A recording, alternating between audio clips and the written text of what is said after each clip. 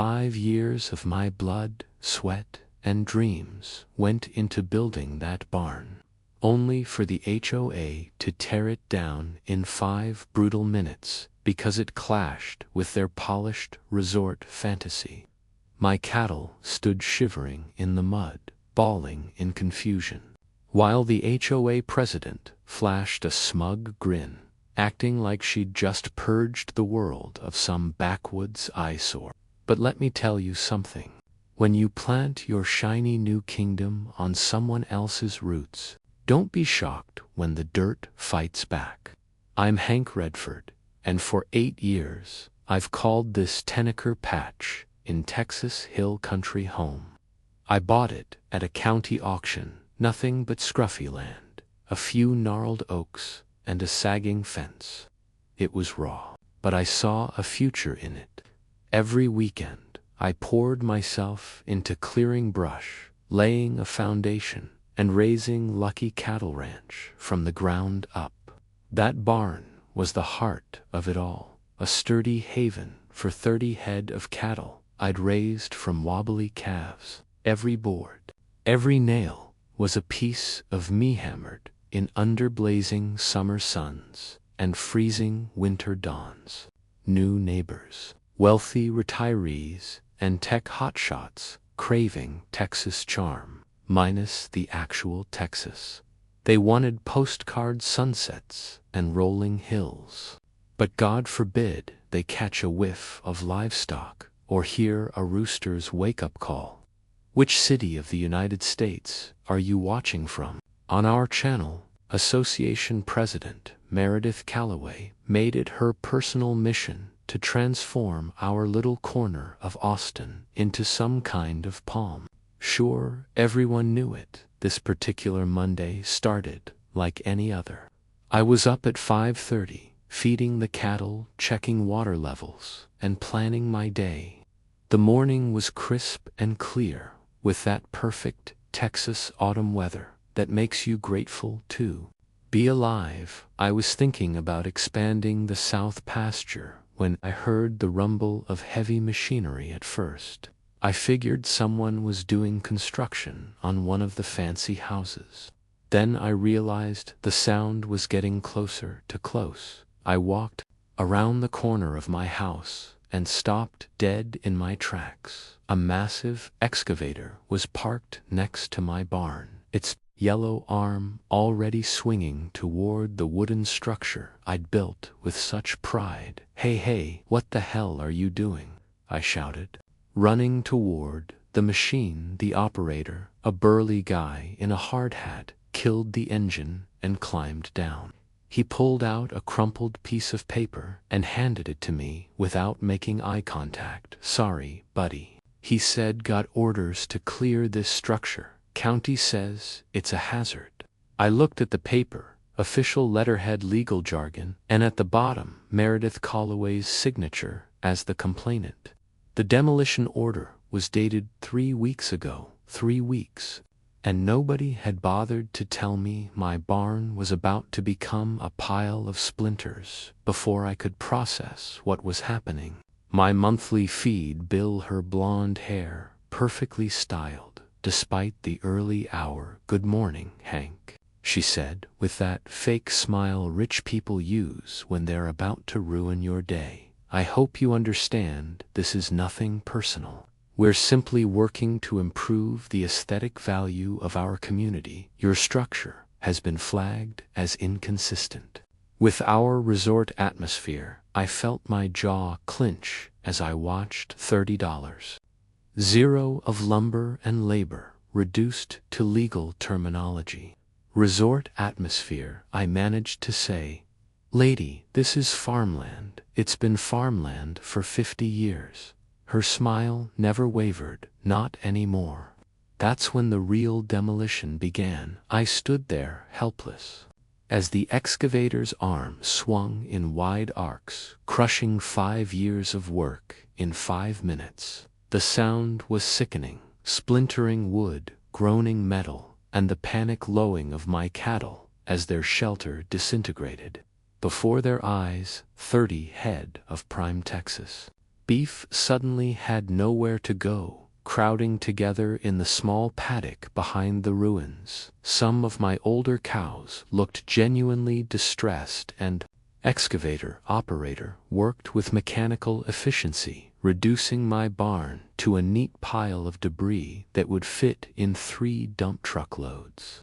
My mind with perfect clarity, Meredith Calloway had no idea who she was messing with. She saw a simple farmer, someone beneath her notice, a problem to be solved with money and legal paperwork. What she didn't know was that the man standing in her perfectly manicured shadow had spent 10 years designing and maintaining every water pipe, every drainage system, and every emergency valve in this entire area. She'd just declared war on the one person who could shut off her artificial paradise.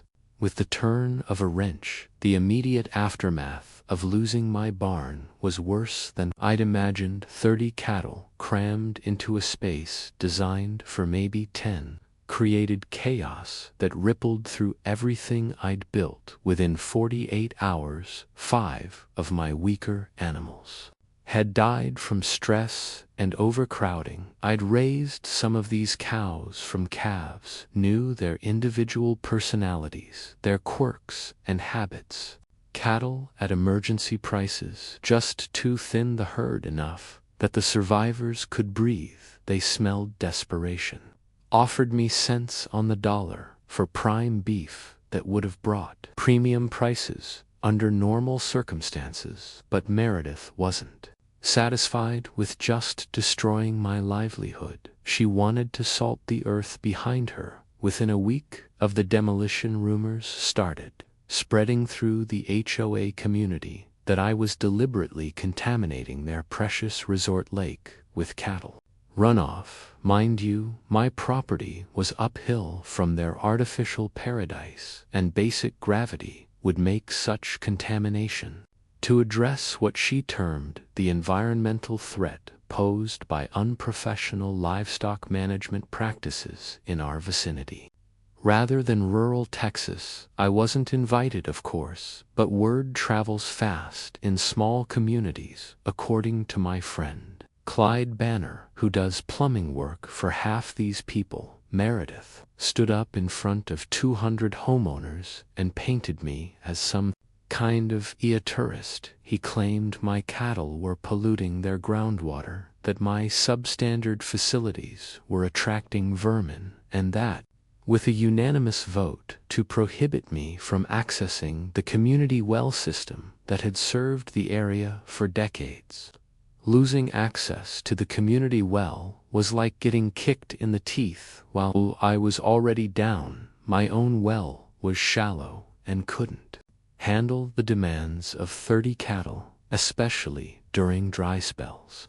I'd been supplementing with community water for 3 years, without any problems, paying my fair share of maintenance costs and never taking more than my allocation.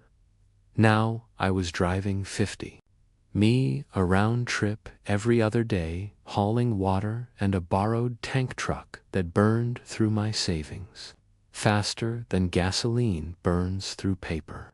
The physical exhaustion was bad enough, but the financial strain was crippling. Every gallon of water cost me money I didn't have for cattle. I couldn't properly shelter on land. I was starting to wonder if I could afford to keep. Just 3 days after losing water access, I received a notice from the county office that made my blood run cold. A $2.00 fine for illegal waste disposal affecting residential ecosystem. I didn't need to see the signature to know Meredith was behind it. She wasn't just destroying my barn or starving my cattle. She was turning me into an environmental criminal. I called every lawyer in the phone book, but got the same cold response from each one. We don't handle HOA civil disputes. They were afraid of Meredith. Power crushes people who don't have a voice, using the system itself as a weapon against anyone who doesn't fit their vision of perfection. I tried calling the local newspaper, just a desperate hope that someone might care about the truth, but nobody wanted to get involved in a conflict with the wealthy Development One editor whispered into the phone. Unless you've got someone watching your back, you shouldn't make this bigger. In that moment, I understood completely here, truth doesn't beat money. The system wasn't broken. It was working exactly as designed, protecting the people who could afford protection and abandoning everyone else to fend for themselves. The community's attitude toward me shifted like a landslide. People who'd been friendly neighbors for 8 years suddenly treated me like a pariah. The feed store in town started finding excuses not to sell to me, always just out of what I needed, or requiring cash up front when I'd had credit for years. Even in town, people looked through me as if ruin was something you could catch. I realized Meredith had done more than file a demolition order. She'd orchestrated a character assassination that was slowly choking the life out of everything I'd worked for. That's when Clyde Banner showed up at my place with a 6-pack of beer and the kind of expression that meant he had something important to say. Clyde and I went way back. We'd worked together on municipal water systems when I was still doing contract work for the county. He was one of the few people in town who knew about my background in water management. And more importantly, he was one of the few people who still treated me like a human being. "Hank," he said, settling into a folding chair next to my ruined barn, "I've been thinking about your situation, and I've got some information you might find interesting." Clyde had been doing maintenance work around Willowbrook Estate since they broke ground, and he'd noticed something that most people overlooked. That beautiful resort Lake Meredith was so proud of it wasn't fed by natural springs or rainfall. The whole thing was an artificial creation maintained by an elaborate pumping system that drew water from the county reservoir 5 miles away. More importantly, the system included emergency drainage valves that could empty the entire lake in case of contamination or maintenance issues. "The thing is," Clyde said, taking a long pull from his beer, "those drainage controls are located on county land, not HOA property. And according to the maintenance records I've seen, you're still listed as an authorized technician for emergency water system operations." As Clyde talked, pieces of a puzzle I didn't even know existed started falling into place. 10 years ago, when I was doing contract work for the county, I'd helped design and install the water management infrastructure for this entire area that included the pumping stations, the overflow systems, and yes, the emergency drainage valves that could turn Meredith's resort lake into a muddy depression faster than you could say property value. The authorization I'd received back then had never been formally revoked, mainly because nobody expected the quiet farm guy to ever use it. But legal authorization was legal authorization, and county records would back me up if anyone asked questions. The conversation with Clyde planted a seed that grew into something much larger. Over the following days, I started paying attention to the rhythm of life in Willowbrook Estates, noting when people came and went, when maintenance crews worked on the lake, when the community areas were busiest. It didn't take long to learn that Meredith's daughter was getting married in 3 weeks, and the ceremony was planned as a lakeside extravaganza that would showcase the community's crown jewel to 300 guests. The wedding was being positioned as the social event of the season, with photographers, caterers, and what the local newspaper breathlessly described as an Instagram-worthy celebration of love and luxury. Meredith's next move proved she wasn't content with just ruining my present. She wanted to obliterate my future. To a certified letter arrived requiring me to clear all remaining agricultural infrastructure within 48 hours, or face a lawsuit for continued violation of community standards. The letter was signed by some fancy law firm from downtown Austin and threatened damages in the hundreds of thousands of dollars. Apparently, my temporary cattle shelters and feed storage areas were now classified as I's that demanded immediate removal. The legal language was dense and intimidating, clearly designed to make a simple farmer feel overwhelmed and helpless. For the first time since this whole nightmare began, I felt genuinely defeated. I sat among the ruins of my barn, holding that legal threat, and wondered if I should just cut my losses and walk away. 8 years of building something from nothing, and it could all disappear because one wealthy woman decided my existence was inconvenient.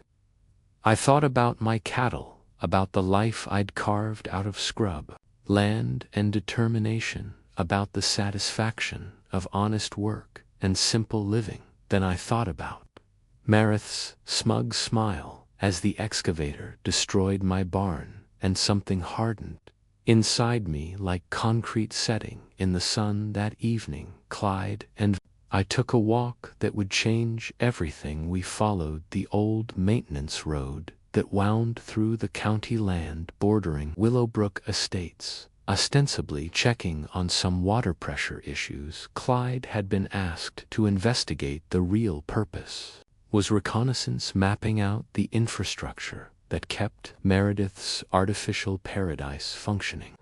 We found the main pumping station easily enough, a concrete bunker disguised with landscaping that housed the motors responsible for filling the resort lake. More interesting was the smaller structure about 200 yards away, barely visible unless you knew what to look for. The emergency drainage control station looked like an oversized electrical box, the kind of utility infrastructure that people walk past without noticing. But inside that innocuous metal housing were the valves that could drain 50 million gallons of lake water in under 3 hours. County regulations required the drainage system as a safety measure. If the lake ever became contaminated or posed a flood risk, authorized personnel could empty it quickly to protect downstream community. The controls were elegantly simple. Turn the valve clockwise to drain counterclockwise to close a brass plate inside the housing listed 3 authorized operators, and my name was still there in black and white. As we examined the drainage controls, Clyde filled me in on details that made Meredith's upcoming wedding even more significant. The ceremony wasn't just a family celebration, it was being promoted as a showcase for Willowbrook Estates' resort amenities. Real estate agents were bringing potential buyers to tour the community during the wedding weekend, hoping to capitalize on the elegant lifestyle the event would display. Meredith had spent months coordinating with photographers and wedding planners to ensure every detail reinforced the image of sophisticated luxury she was trying to project. The ceremony itself was scheduled for 2:30 on Sunday afternoon, positioned to take advantage of the best natural lighting for photos. That night, I sat alone beside the smoldering remains of my old barn, staring into the dying embers and thinking about everything I'd lost. An old cow named Bella quietly rested, her head against my knee. I'd raised her from a calf 7 years ago, and she'd been with me through droughts, storms, and every challenge this land could throw at us. Now she was shivering in the darkness, homeless and confused, her familiar shelter reduced to a pile of splinters and memory. I stroked her weathered hide and whispered, They think they can just sweep us away like garbage. Bella, but they're wrong. Tomorrow we're going to show them who really owns this land." She looked at me with eyes clouded by time, as if asking, "Is this really the end?" I had no answer, only a promise: tomorrow you'll be standing in the middle of their field.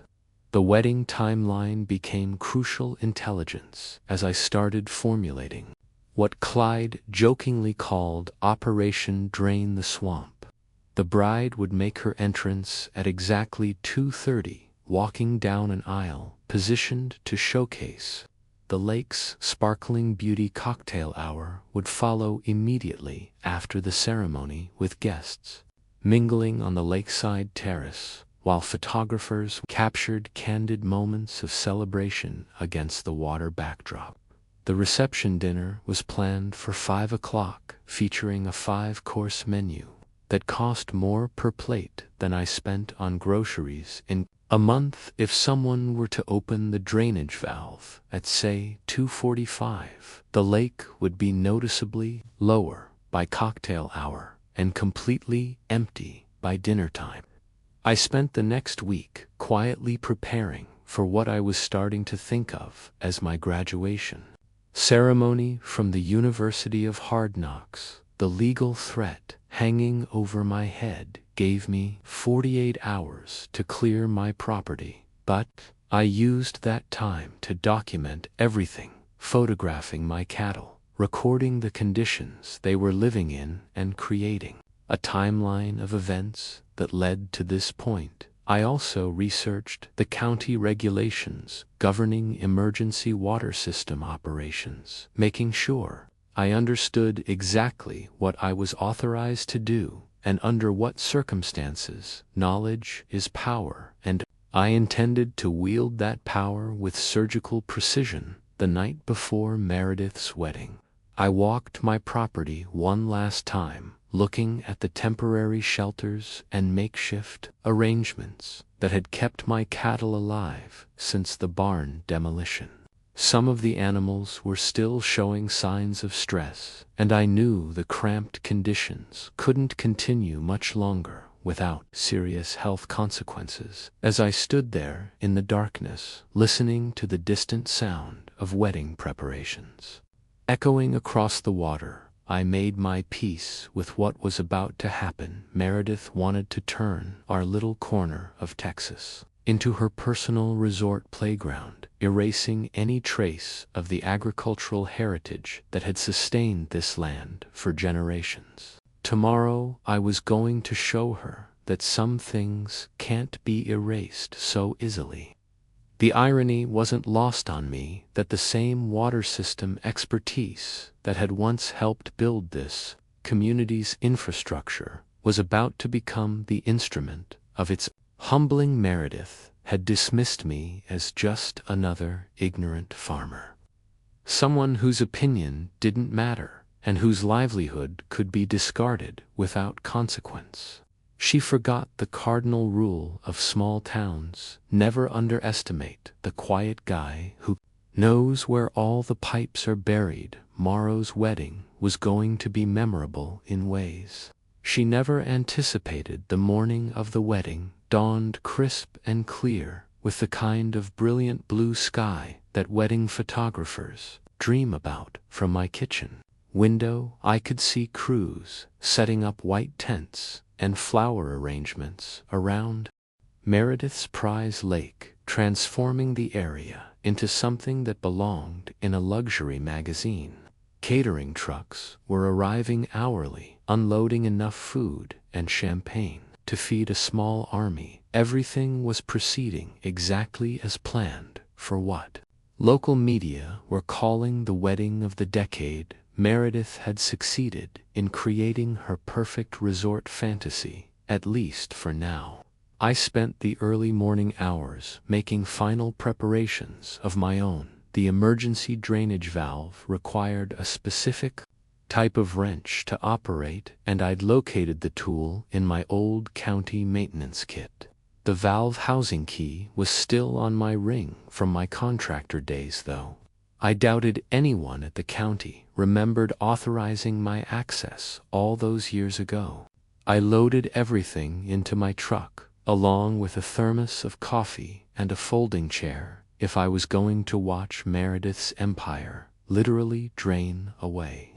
I wanted to be comfortable. I also brought my father's old coffee thermos, the one he'd left behind. Before he passed, sometimes I thought if he were still alive, he'd probably nod and say, "Son, you're giving this land back to the right people." The drainage control station was positioned perfectly for observation, giving me a clear view of the lake and wedding area. While remaining hidden behind a grove of oak trees, Clyde arrived around noon, ostensibly to help with some final cattle welfare checks before my forced property cleanup. In reality, he was there to provide moral support and serve as a witness to whatever unfolded. We drove out to the drainage station together, taking the maintenance road that county workers had used. For decades, the area around the control housing showed signs of recent inspection. Fresh tire tracks and trampled grass indicated that someone had been checking the equipment recently. That was good news. It meant the drainage system was in proper working order and ready for emergency activation.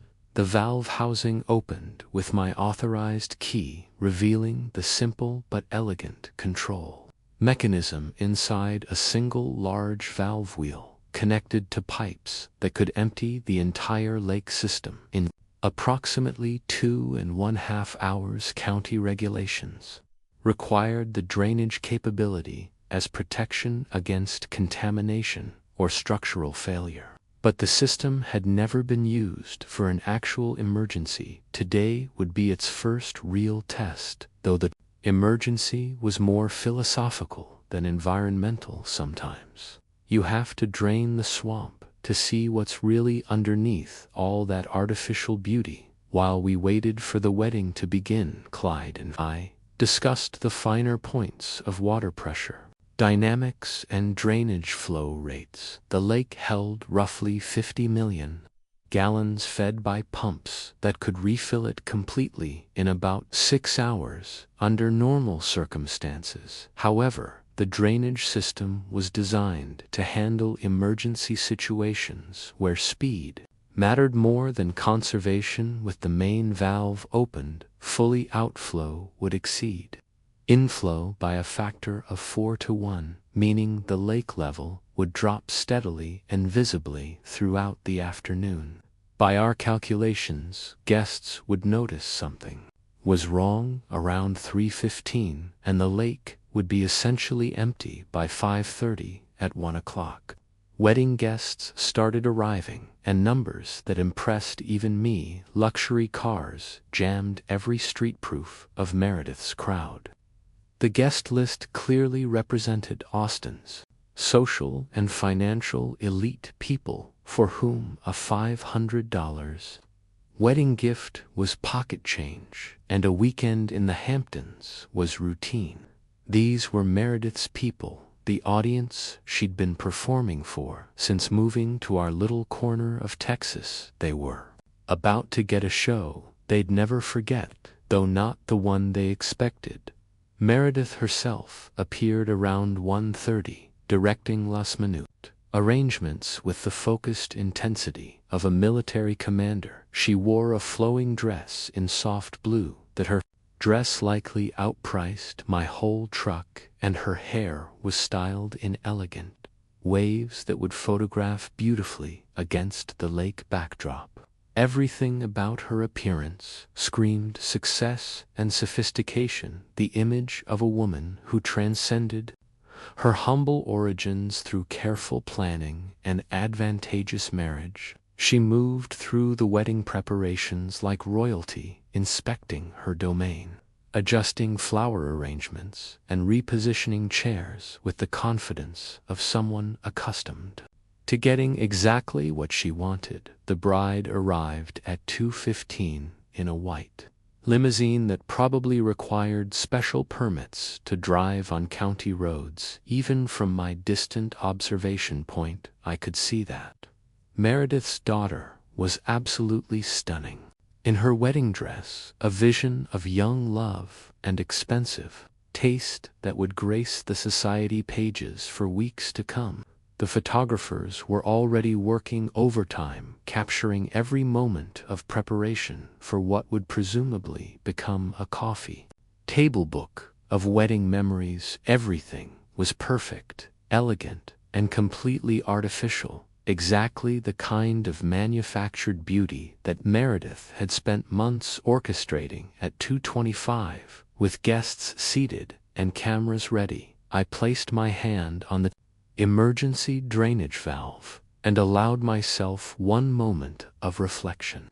The people gathered around that lake weren't evil, they were just privileged enough to forget that their luxury came at someone else's expense. But Meredith had made this personal when she destroyed my livelihood and tried to erase my existence from her perfect picture. Sometimes justice requires dramatic gestures, and sometimes the only way to make people see the truth is to literally drain away their illusions. At exactly 2:30, as the bride began her walk down the aisle, I turned the valve wheel clockwise and opened the floodgates of karma. The opening notes of the wedding march drifted across the water as I completed the first full turn of the drainage valve from my hidden position behind the oak trees. I had a perfect view of the ceremony unfolding exactly as Meredith had planned. The bride moved down the white carpet aisle with practiced grace, her train flowing behind her like something from a fairy tale. 300 guests rose in unison, their collective attention focused on the picture-perfect moment. Meredith had orchestrated photographers moved discreetly around the perimeter, capturing every angle of what was supposed to be a flawless celebration of love and luxury. Water started draining slow at first, then faster. 50 million gallons of water don't disappear instantly. Even with a fully opened emergency valve, the lake level would drop gradually at first, then accelerate as hydraulic pressure decreased and flow rates increased. I checked my watch. 2:35. By my calculations, the first noticeable change would occur around 3:15, right about the time the ceremony concluded and cocktail hour began that would give the happy couple their perfect wedding photos, while ensuring the reception turned into something memorable for entirely different reasons. What happened next was even better than I had planned. At 1:50, just as the ceremony was getting underway, I noticed Meredith frantically checking the lake's edge and making urgent phone calls. She'd spotted that the water level was slightly lower than the previous day and was taking immediate action to fix what she thought was a minor problem. Within 20 minutes, 4 industrial pumps arrived from Dura Pump Company, the kind of heavy-duty equipment used for major construction projects. Get these running immediately, I heard her bark into her phone. I will not have this lake looking like some Texas farm pond during my daughter's wedding. The irony was delicious. Meredith was about to pay thousands of dollars to accelerate her own disaster. By 210, the pump operators had positioned their equipment around the lake's perimeter, with intake hoses extending nearly 20 feet into the water.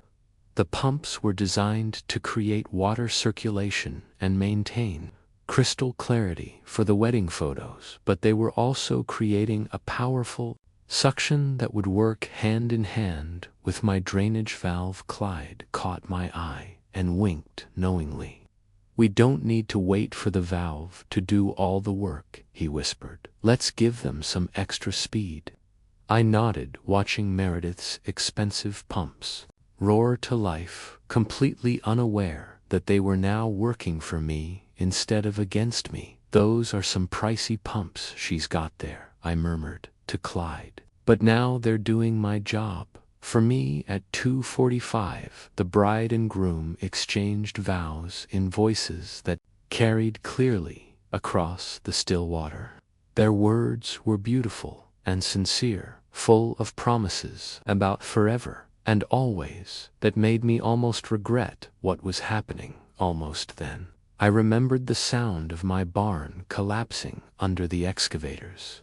Relentless assault, and my resolve hardened like concrete. These people lived in a bubble of privilege that insulated them from consequences, protected by wealth from the kind of losses that devastated ordinary folks like me today. That bubble was about to burst along with their artificial paradise.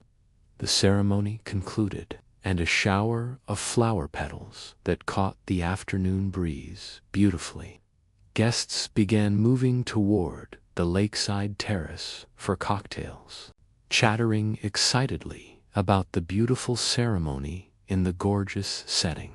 Servers appeared with silver trays of champagne and hors d'oeuvres that probably cost more than most people's weekly paycheck. Everything was proceeding exactly according to Meredith's elaborate script, except for one small detail that nobody had noticed yet.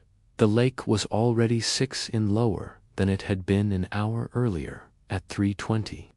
The first concerned voice cut through the cocktail party chatter. "Is it just me, or does the lake look different?" The question came from someone standing near the water's edge, probably noticing that the decorative stone border was now visible above the waterline. A few other guests turned to look, but most were too engaged in conversation and celebration to pay attention to something as mundane as water levels. Meredith herself was busy posing for photos with the wedding party, her smile radiant with the satisfaction of a plan executed flawlessly. She had no idea that her perfect day was about to become a perfect disaster by 3:30. The changes were becoming impossible to ignore. The lake level had dropped noticeably, exposing muddy banks and revealing the artificial nature of Meredith's resort paradise. What had been a sparkling body of water now looked like a drainage pond in severe drought, with dark sediment and debris becoming visible as the water receded. Guests began gathering at the shoreline, pointing and murmuring with growing concern. Some of the older attendees, people who'd lived through actual droughts and water shortages, recognized the signs of systematic drainage and started asking pointed questions about what might be causing such rapid water loss. The wedding photographer was the first to openly panic, realizing that his carefully planned lakeside portraits were becoming impossible as the backdrop transformed from elegant water feature to muddy depression. He approached Meredith with obvious distress, gesturing toward the retreating shoreline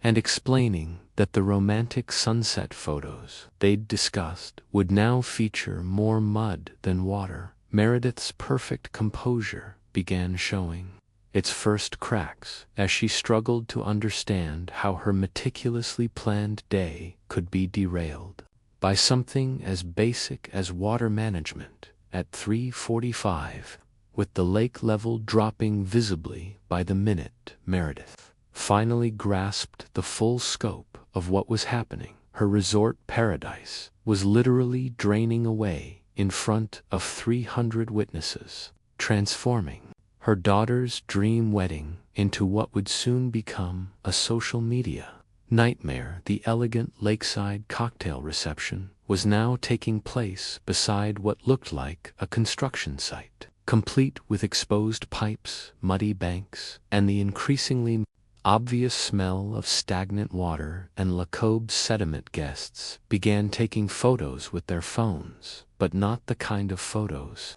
Meredith had envisioned when she planned this showcase event at 2:50. Chaos erupted when one of the pump operators came running toward the wedding party, his face pale with panic. "The pumps are working in reverse," he shouted to anyone who would listen. "We're not circulating water, we're draining the whole lake." Meredith rushed toward the pumping station, her elegant white dress trailing through the grass as she moved faster than dignity should have allowed. "Shut them down, shut them all down immediately," she screamed, but it was too late. The combination of my drainage valve and her own expensive pumps had created a water evacuation system that no amount of panic could stop at 2:55.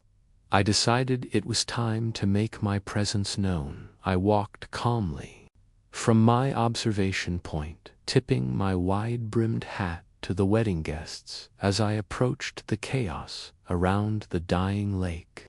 The drainage pipes were making a satisfying rushing sound as thousands of gallons per minute disappeared into the county drainage system. I positioned myself directly in front of Meredith, close enough that her photographer couldn't avoid capturing both of us in the same frame. "You took my barn," I said loud enough for everyone to hear my voice, carrying the weight of weeks of accumulated frustration. "So, I'm taking your lake."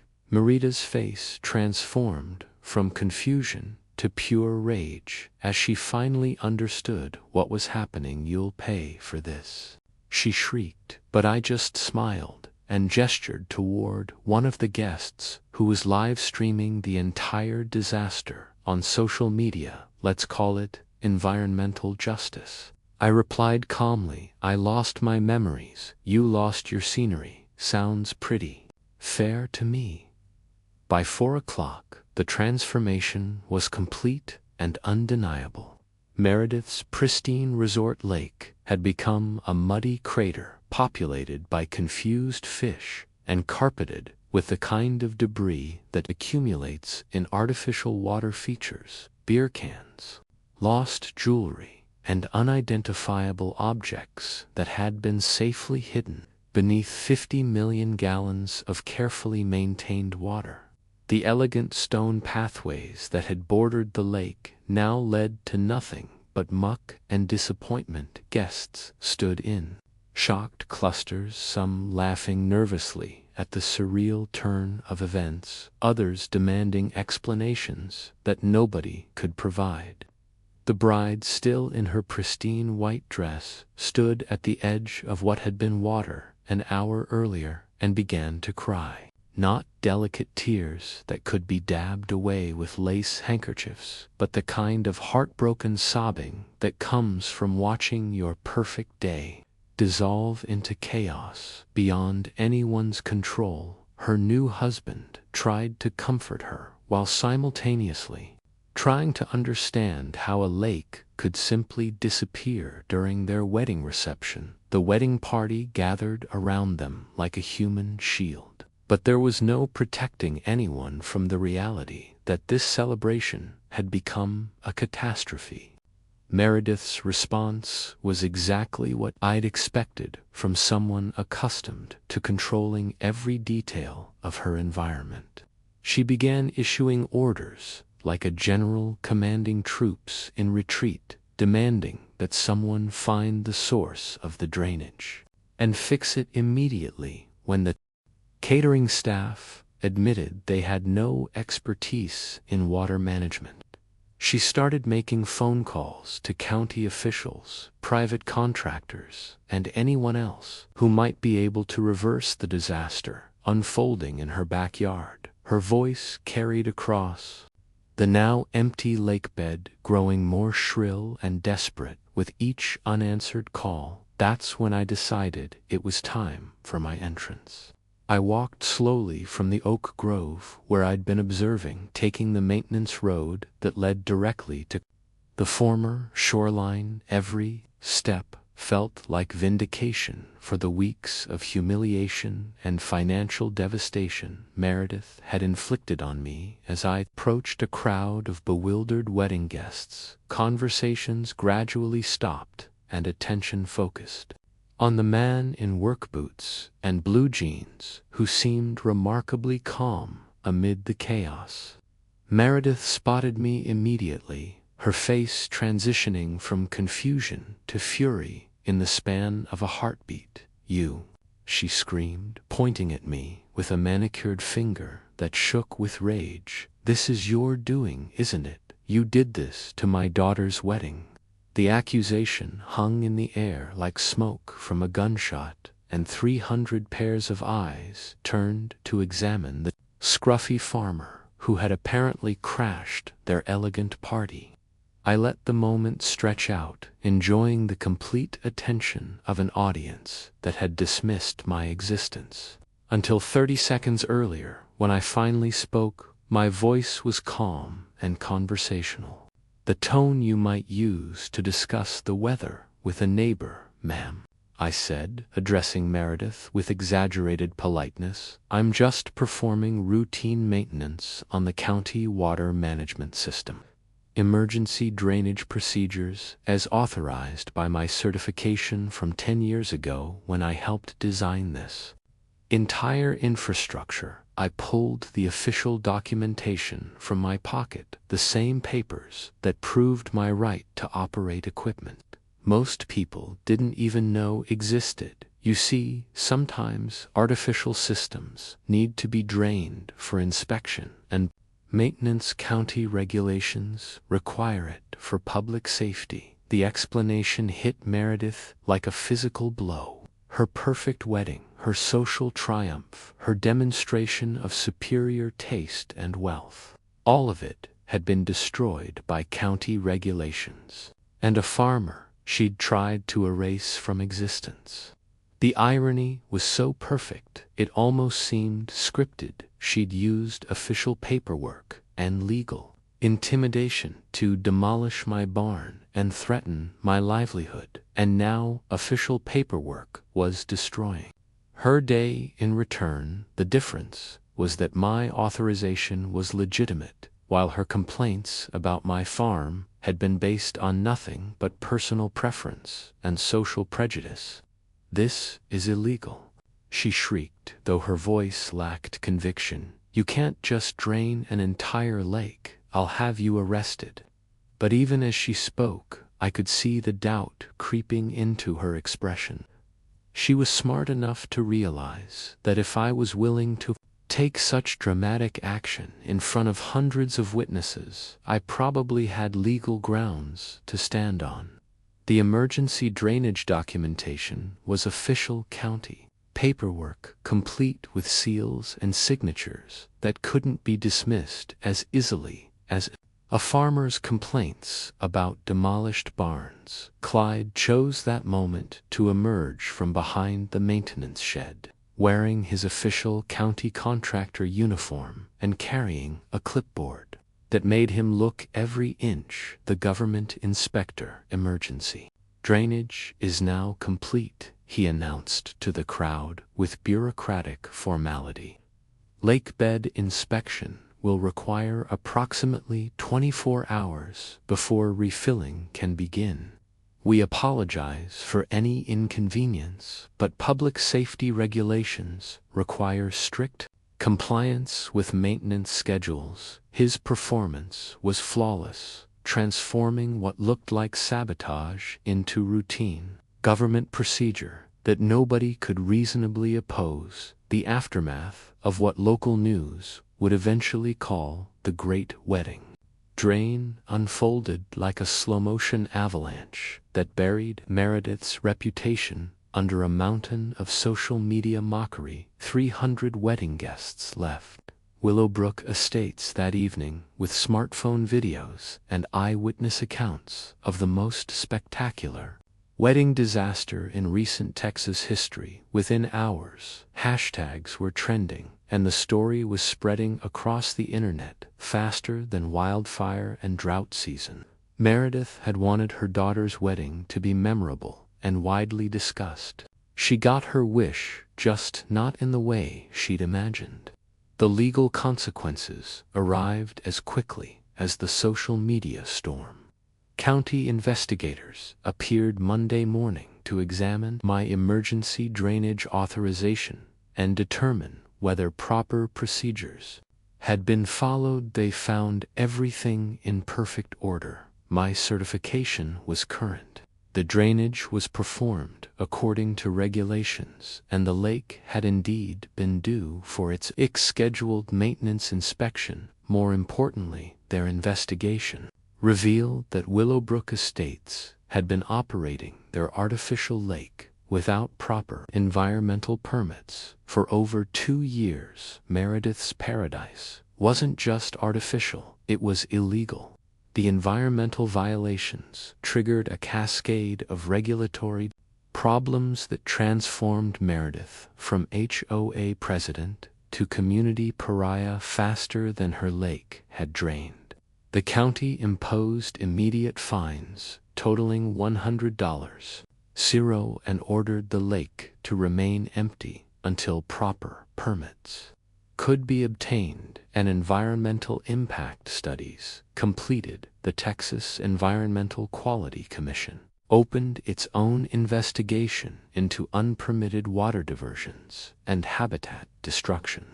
What had started as my personal revenge against an arrogant neighbor had evolved into a regulatory nightmare that threatened the entire development's future.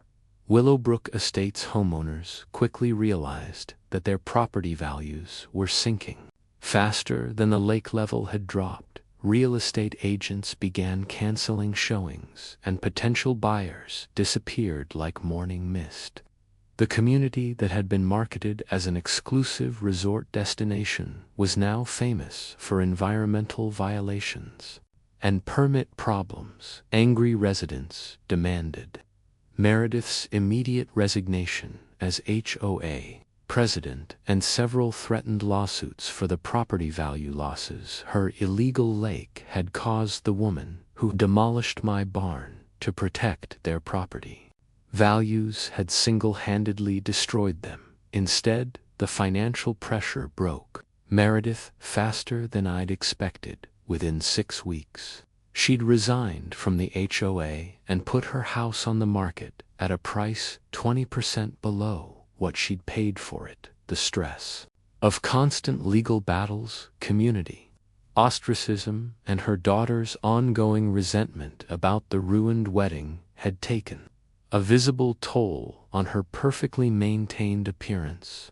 When I encountered her at the grocery store in town, she looked like a different person, exhausted, defeated, and wearing clothes from department stores instead of boutiques. She avoided eye contact and hurried away without speaking, a far cry from the imperious woman who'd ordered my barn demolished. The county eventually offered me a settlement that exceeded my wildest expectations. In addition to covering all my cattle losses and barn reconstruction costs, they paid me $150. Zero for consultation services related to the Willowbrook water system investigation. The official explanation was that my knowledge of the original infrastructure design had proven invaluable to understanding the permit violations. The unofficial explanation was that county officials recognized they'd failed to prevent the disaster by not properly monitoring their emergency drainage authorizations. Either way, I finally had the resources to rebuild everything I'd lost and expand beyond my original dreams. 6 months after the wedding disaster, I was driving past Meredith's former house when I noticed the for sale sign had been replaced with sold. On impulse, I called the real estate agent and discovered that the new owner was a private investor planning to renovate the property. When I offered to buy it for cash at asking price, the deal closed within 2 weeks. Meredith's former palace became my new ranch headquarters, complete with the panoramic views she'd paid premium prices To enjoy the irony was so perfect, it felt like divine intervention rather than mere coincidence. The day I moved into Meredith's old house, neighbors stood at a distance, watching, but nobody dared say anything. I hung a wooden sign at the front gate. Redford Cattle Ranch, where justice flows. A few weeks later, a journalism student from the University of Austin found his way to my door, asking if I'd be willing to share my story. We're writing about rural gentrification and how land rights get manipulated, he explained earnestly. I nodded and invited him in for coffee. This wasn't just my story anymore. It was a story about people who build the land getting pushed out by people who just buy it. It was about what happens when money thinks it can erase history and what happens when history fights back. The empty lake bed became my favorite pasture, where my expanded herd of 75 cattle now graze on grass that grows in soil enriched by decades of artificial fertilization. I kept the stone pathways and decorative bridges, but they now serve as cattle crossings rather than elegant walkways for resort guests where Meredith once hosted wine tastings and social gatherings. I hold community barbecues for local farmers and county workers. The transformation from artificial paradise to working ranch happened naturally, as if the land itself was relieved to return to its agricultural roots. The final touch came when I commissioned a custom sign for my ranch entrance, Redford Cattle Ranch, where justice flows. It's visible from the county road, ensuring that everyone who visits Willowbrook Estates passes. My little reminder that sometimes the quiet guy with dirty boots knows exactly how to level the playing field. Meredith wanted to erase the agricultural heritage of our community and replace it with manufactured luxury. Instead, she learned that some things run deeper than artificial lakes, and that the foundation of rural Texas isn't easily washed away. Sometimes people ask me if I feel guilty about ruining a young woman's wedding day. The honest answer is that I feel sorry for the bride who deserved better than to have her special day become collateral damage in her mother's war against reality. But I don't regret teaching Meredith that power and privilege have limits, especially when they come at the expense of honest people trying to make an honest living. She learned that you can't simply demolish someone's life and expect no consequences, and that sometimes justice flows through the most unexpected channels. Today, as I sit on my porch watching cattle graze where lake once sparkled, I'm reminded that the best revenge isn't always served cold. Sometimes